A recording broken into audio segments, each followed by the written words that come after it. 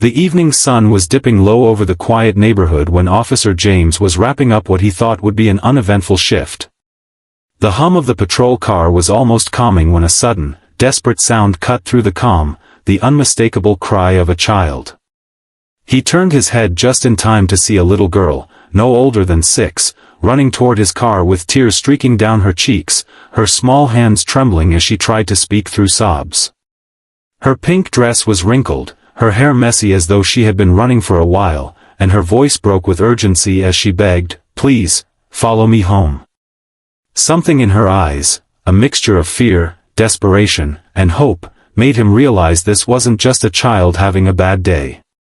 This was a cry for help, and every instinct in him told him he couldn't ignore it. Before we continue, if you believe in kindness, second chances, and the power of compassion, please take a moment to like, share, comment, and subscribe to Kindness Corner. Your support helps us keep bringing heart-touching stories like this to life. James didn't waste a second. He stepped out of the car, crouched down to her level, and reassured her that he was there to help. Her small hand tugged at his as she urged him to follow, her pace quick and filled with urgency. She didn't say much on the way, only glancing back occasionally to make sure he was keeping up. The path led through narrow suburban streets, each step deepening the tension inside him. The closer they got, the more he noticed subtle signs that something wasn't right. The houses here were older, some with paint peeling from the walls, and there was a heavy silence in the air, broken only by the hurried footsteps of the little girl. When they reached the house, his heart sank.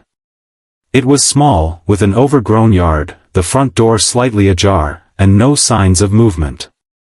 The girl pointed toward the inside, her voice trembling as she whispered that her mommy was inside and wouldn't wake up. James' chest tightened as he gently stepped in. The dim light revealed a living room that bore the marks of struggle, empty food containers, scattered bills, and a faint smell of stale air. Following the girl's lead, he entered a small bedroom where he found a young woman, barely in her 20s, lying motionless on the bed. James quickly checked her pulse. She was alive but weak, her breathing shallow. It didn't take long for him to realize she wasn't just sleeping, she was in serious need of medical help. While calling for an ambulance, he kept talking to the little girl, asking gentle questions to keep her calm. Her name was Emily. Through quiet sobs, she explained that her mommy had been sick for days, that she had tried to make her soup but couldn't reach the stove, and that she'd been scared to leave her side until she realized she needed help. That's when she ran out and saw the police car. The paramedics arrived quickly and took the young woman to the hospital. Emily clung to James' uniform, refusing to let go as fear gripped her heart. James reassured her that he would stay by her side until her mother was safe. He drove Emily to the hospital, holding her small hand as they walked into the waiting area. The hours were long, the sterile smell of the hospital heavy in the air, but James never left. Eventually, a doctor came out with an update. Emily's mother, Sarah, had collapsed due to severe exhaustion, dehydration, and untreated pneumonia. She had been pushing herself too hard, working multiple jobs and skipping her own health to care for her daughter. As James listened, he couldn't shake the image of the small, cluttered home and the stack of unpaid bills. It was clear that Sarah had been struggling quietly for a long time, too proud or too afraid to ask for help. Emily sat quietly, hugging her knees, glancing up at every passing nurse as if hoping one of them would bring news of her mother. James crouched down beside her, promising he would make sure everything would be okay. Over the next few days, while Sarah recovered, James visited often. Emily started to smile more, finding comfort in his presence. He learned how Sarah had been abandoned by Emily's father, left to raise her daughter alone with no family nearby. She had been taking on cleaning jobs, working late into the night, all while hiding her struggles from everyone. James realized that without intervention, their life would slip right back into hardship the moment Sarah was discharged. Quietly, James reached out to local charities, community members, and even some of his fellow officers.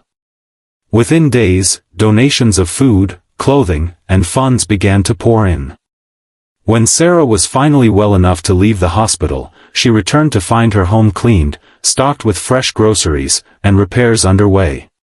Tears streamed down her face as she realized she wasn't alone anymore.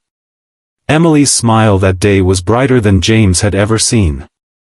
She hugged her mother tightly, then turned and hugged James, whispering a soft, "thank you," that he would carry in his heart for years. The neighborhood, inspired by the story of a little girl's bravery and a community's compassion, continued to check in on Sarah and Emily. Sarah began working fewer hours at a stable job that allowed her more time with Emily, and the bond between them grew even stronger. As James stood outside their home one evening, watching Emily play in the yard while Sarah chatted with neighbors, he realized this wasn't just about one rescue. It was about hope, about how even the smallest voices, like Emily's plea that day, could lead to life-changing kindness. If this story touched your heart, please like, share, and subscribe to Kindness Corner. It helps us keep sharing these powerful reminders that kindness still exists in the world.